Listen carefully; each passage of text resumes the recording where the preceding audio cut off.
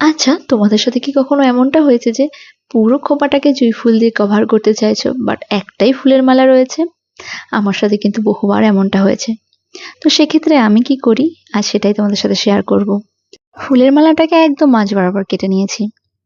এবারে একটা পার্টকে নিয়ে খোঁপার এক পাশে থাকা ইউপিন দিয়ে সেট করে দিলাম।